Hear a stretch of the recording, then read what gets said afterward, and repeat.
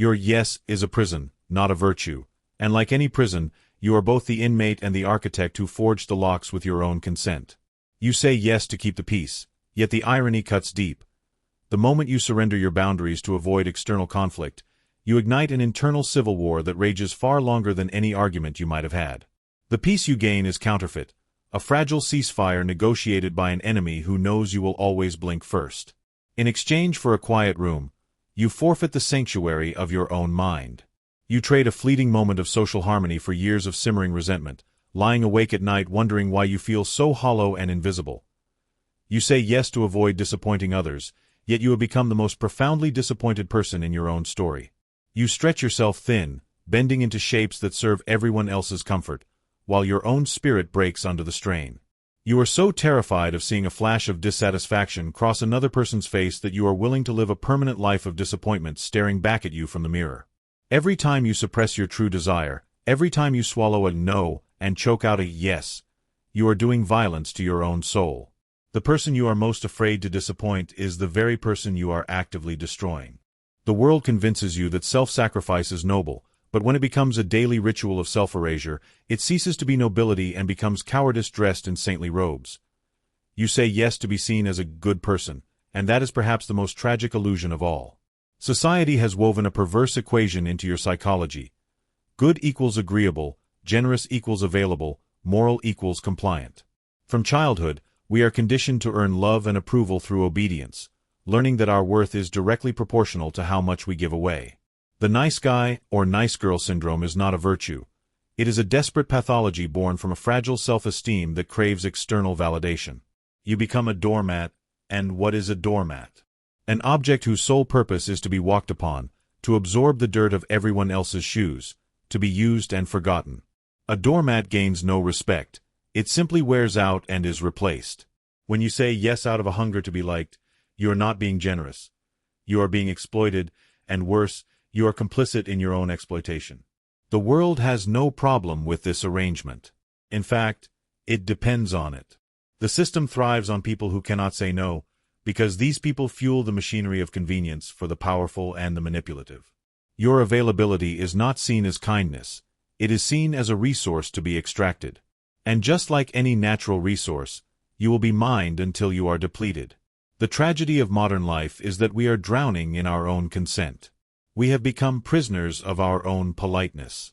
We have traded authenticity for approval, and in doing so, we have lost the very thing we were trying to protect, our right to exist on our own terms. Every forced smile, every extra hour of unpaid labor, every social obligation you dread attending, these are not isolated incidents. They are the bricks of your confinement. This inability to utter a simple no is not kindness. It is slow-motion self-destruction. It is 1,000 tiny paper cuts inflicted upon your own spirit, each one barely noticeable, until one day you look down and realize you are bleeding out. You are burning your finite energy to fuel other people's ambitions, lighting yourself on fire to keep others warm. And the most brutal part? They wouldn't do the same for you. They would not lose a wink of sleep over your exhaustion. The world will gladly watch you burn yourself out, as long as you remain useful. Your glow is their convenience, but your ashes will be your own. The moment you collapse, they will simply find another candle to burn, and your sacrifice will be forgotten. Your yes has not made you indispensable. It has made you invisible. To reclaim your life, you must first recognize that you are standing in a prison of your own making, and the key is the very word you fear the most. Your yes is worthless when it is given freely, and this is not a cynical observation about human nature. It is a fundamental economic and psychological truth. Scarcity dictates that the less available something is, the more intensely it is desired, and the more it is perceived as valuable, and there is no exception for your time, your attention, or your agreement. You are a resource, and like any resource, your market value is determined not by how much you can produce, but by how difficult you are to access. When you make yourself perpetually available, you are inadvertently flooding the marketplace with yourself, devaluing your own stock and signaling to everyone around you that your time is cheap, your energy is abundant, and your commitment is negotiable. The world pays handsomely for what is rare, but it steps carelessly on what is plentiful. The ancient Stoic philosopher Seneca observed that we suffer more in the imagination than in reality, but the inverse applies to how others perceive your worth. They will imagine your value based entirely on how much effort they had to expend to secure a piece of you. The friction of attaining your attention is precisely what makes it desirable. If you are always reachable, always agreeable, and always available, you rob people of the struggle that makes achievement meaningful. Human beings are wired to value what they have to work for. It is an evolutionary inheritance that favors the challenge of the hunt over the convenience of the handout. A prey that is easily captured offers no glory, and a person whose time is effortlessly obtained offers no status. When you say yes instantly and without resistance, you are not demonstrating generosity. You are inadvertently broadcasting a devastating message that you have nothing more important to do, no higher purpose to serve, and no boundaries that demand respect. This is the silent killer of respect, working quietly in the background, eroding your standing with every reflexive affirmation. Consider the dynamic in any professional environment. You have two colleagues. One is a vortex of availability, devouring every project, every late-night request, and every menial task that crosses their path. The other is surgical and selective, reserving their energy for the work that aligns with their strategic goals and delivering excellence when it counts. Who is promoted? Who is consulted when a critical decision must be made? Who commands the room? The answer is rarely the first. The first individual has become a utility, a convenience, a fire hydrant to be used when the flames of someone else's emergency need dousing. They are not respected, they are consumed.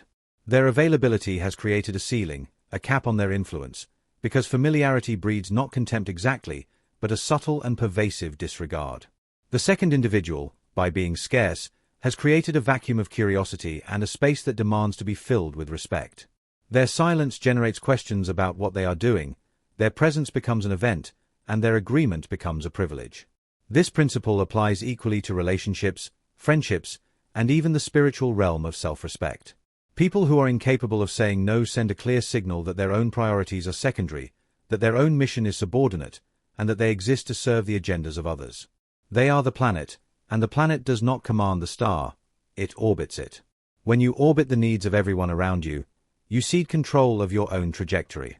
The strategic mind understands that the greatest form of power is the absolute dominion over one's own focus, and that dominion is only possible when the drawbridge of your availability is raised until the right visitors arrive. Your silence must create curiosity, and your yes must be so rare that it feels like a gift rather than an obligation. The ultimate truth is that a no to the world is always a profound yes to yourself, and the world will never respect a person who does not respect their own time. If you treat your energy as finite and precious, others will follow suit. They will wait, they will hesitate, and they will understand that your engagement is not their right but your privilege to grant. Scarcity does not make you selfish, it makes you sovereign. It does not make you inaccessible, it makes you invaluable. The question is not whether you can afford to say no more often, but whether you can afford to keep giving yourself away for free when the price of your soul is the only currency that truly matters. Your no is a complete sentence, and the moment you forget this truth, you hand the keys to your own kingdom over to the very people you are trying to resist. There is a foundational psychological principle in the realm of personal boundaries known as the Jade phenomenon, a simple acronym that carries the weight of absolute authority. Never justify, never argue, never defend, and never explain your boundaries. Each of these four actions is a subtle but devastating surrender of your power. When you justify, you invite the other person to evaluate the validity of your reason. When you argue, you create a battlefield where they can win. When you defend, you imply that your position is under attack and therefore questionable. And when you explain, you offer them a map to dismantle your resistance piece by piece. Every explanation is an implicit request for permission, a subtle gesture that says, "Here is my reasoning, please judge whether it meets your standards." The moment you offer this opening, you transform a sovereign declaration into a timid negotiation. The people who ask you to break your boundaries are not seeking understanding. They are seeking a loophole, and your explanation is the loophole they are waiting for. Imagine for a moment the sheer fragility of this approach. You have made a decision that aligns with your well-being, your mission, and your sanity. Yet the moment someone questions it, you feel compelled to lay out your reasoning as if their approval is the final arbiter of your choices.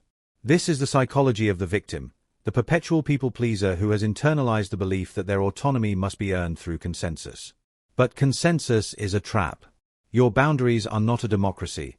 They are a dictatorship, and you are the sole ruler. The moment you allow others to vote on the legitimacy of your no, you have effectively abdicated your throne. The Stoic philosopher Marcus Aurelius understood this deeply when he wrote that we should be like the rock that the waves constantly crash over. The rock does not explain itself to the tide. It does not justify its position, argue with the current, or defend its composition. It simply stands, unmoved, and the rage of the sea eventually settles around it. Your no must be that rock. It must be immovable, indifferent to persuasion, and deaf to the desperate pleading of those who seek to erode your will. The test will come. It always does. People will push back against your boundaries with the precision of a locksmith working a stubborn bolt. They will say, "But you are the only one who can do this," appealing to your ego and guilt simultaneously. They will say, "Just this once," as if a single exception does not set a precedent.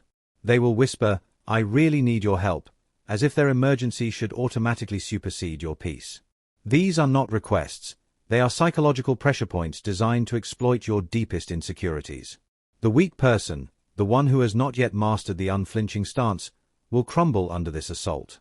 They will say, "Okay, I guess I can do it," and in that moment of hesitation and capitulation, they have not only lost their boundary but have also broadcast a devastating signal that their boundaries are negotiable, that their time is disposable, and that they are easily manipulated. The person with dark intelligence, the one who understands that power resides in the immovable no, will simply repeat themselves. They will say, "I can't, but I appreciate you asking." Notice the repetition. It is not anger, it is not defensiveness, it is not a new argument. It is simply a calm echo of the original truth, stated with the same tone and the same certainty. This repetition is a psychological fortress. It does not engage, does not escalate, and does not offer new ammunition. It simply refuses to surrender. In negotiation, whether it is a corporate deal, a personal dispute, or a simple request for your time, the person who becomes emotional loses. The person who becomes defensive loses. The person who offers elaborate explanations loses. Why? Because each of these responses signals that you are engaged in the fight, and engagement implies vulnerability. The only winning strategy is to become completely uninteresting to the attacker, to deny them the emotional reaction they are seeking, and to present a wall of calm certainty that repels their advances without effort. The person who simply repeats their position, like a broken record of absolute truth, eventually wins because they conserve their energy while the other person exhausts theirs. The other person will eventually run out of steam, out of arguments, and out of the will to continue assaulting a fortress that shows no signs of cracking. This is the ultimate victory, a victory achieved not through conflict but through the sheer gravitational pull of unwavering clarity. The victim says, "I hope they understand why I am saying no." The leader says, "It does not matter if they understand. My life is not a referendum on their opinion." And that is the difference between a life governed by others and a life governed by the self. Your no is not an act of rejection, it is an act of alignment. This is perhaps the most profound psychological shift you can make, and it fundamentally changes the way you experience the discomfort of setting boundaries. Most people operate from a reactive framework. They say no because they are fleeing from something unpleasant, because they are exhausted, because they are overwhelmed, or because they simply cannot tolerate another burden. This is a weak foundation, a foundation built on avoidance rather than intention. It is the psychology of the victim, the tired soul who has been drained to the point of collapse and whose no is a desperate gasp rather than a declaration of power. The problem with this approach is that it is reactive, and reaction implies that the other person still holds some degree of control over your decision. When you say no because you cannot handle any more, you are still defining yourself by your limits, and limits defined in opposition to external pressure are fragile and easily broken. The strongest no is not a reaction to something bad. It is an affirmation of something greater, a declaration of identity that transcends the immediate moment. It is not about what you are avoiding. It is about who you are becoming. This is the territory of the ideal self, a concept that Carl Jung explored through his work on the shadow and the archetypes of the unconscious mind. Jung understood that we are constantly evolving, constantly moving toward a version of ourselves that represents our highest potential. This is not a fantasy or an ego-driven aspiration. It is the gravitational pull of your own deepest truth. The ideal self is the person you are striving to become, the embodiment of your values, your mission, and your purpose. When your no emerges from this space, it is no longer an act of resistance. It is an act of loyalty to your own destiny. You are not rejecting the request. You are embracing the person you are determined to be. The emotional weight of the refusal evaporates because it is not personal. It is structural, a necessary consequence of your commitment to a higher identity. Consider the practical implications of this shift in perspective. Instead of asking yourself the tired, exhausted question, "Do I want to do this right now?" you ask a far more powerful and strategic question, "Does this action align with who I am becoming?" This single reframing is the difference between a life of fragmentation and a life of integrity. If you are an athlete who is training for a competition, you do not say no to the party because you are too tired or because you are being antisocial. You say no because you are not a drinker, you are an athlete. It is not a sacrifice, it is an alignment. The refusal is not a deprivation, it is a confirmation of your chosen identity. If you are a writer, you say no to the time-wasting meetings and the endless administrative distractions not because you are being difficult, but because you are a creator, not an administrator. Your identity has made the decision for you. This is a profound liberation. You are not constantly fighting against the world. You are simply living in accordance with a blueprint you have already designed for yourself. The world can fight the blueprint all it wants, but the blueprint remains unchanged, and your no is simply the enforcement of its terms. The language you use reveals everything about your internal state. The victim, the person who has not yet mastered this principle, says, "I can't help you." This is a statement of incapacity, of weakness, of a lack of resources. It invites pity and, more dangerously, it invites negotiation. The other person hears, "I am unable," and immediately begins to search for a way to make you able. They offer solutions, compromises, and adjustments, all designed to fill the gap of your perceived inadequacy. But the strategist, the person who is aligned with their ideal self, says something entirely different. "That doesn't align with my current objectives." This is not a statement of inability. It is a statement of sovereignty. It is not that you cannot. It is that you choose not to because you are committed to something greater. One sounds guilty, apologetic, and defensive. The other sounds like a CEO making a strategic decision, a captain steering the ship on a fixed course that does not allow for detours. The difference is massive, and it is felt instantly by the other person. They cannot negotiate with an objective. They cannot argue with a vision. They cannot break a commitment to a destiny. Your identity becomes an impenetrable shield. This is why you must make your identity so clear, so concrete, and so deeply rooted in your conscious awareness that any action that strays from it feels like a violation of your own soul. You must know who you are with the kind of certainty that renders all external validation irrelevant. It is not that you do not want to help, it is that you are not that person anymore. You have evolved, and your evolution has rendered certain requests obsolete. You do not owe anyone an explanation for your evolution. You owe them only the courtesy of your truth. When you frame rejection as alignment to your destiny, the emotional weight of the conflict disappears because you are not fighting against others. You are fighting for yourself. And in that fight, you are never truly losing. You are always building, always strengthening, and always moving closer to the version of yourself that you were always meant to become. Your no is the architecture of your future, and every time you utter it, you are laying another brick in the foundation of the life you deserve. Your no is the ultimate filter, and this is perhaps the most liberating principle of all because it reframes the pain of rejection as the gift of purification. Here is the uncomfortable reality that most motivational speakers and self-help gurus will never tell you. When you start saying no, people will get angry. They will call you selfish. They will accuse you of changing. They will say you are not the person they used to know. And here is the truth that sets you free. They are absolutely right. You have changed. And that change terrifies them. Why? Because your transformation exposes their dependency. Your new boundaries dismantle the system of convenience they had built around your availability. You were a pillar of their comfort, a reliable source of free labor, free validation, and free compliance, and now you are pulling the foundation out from under them. Of course they are angry. You are disrupting their world. The question is not whether they will react.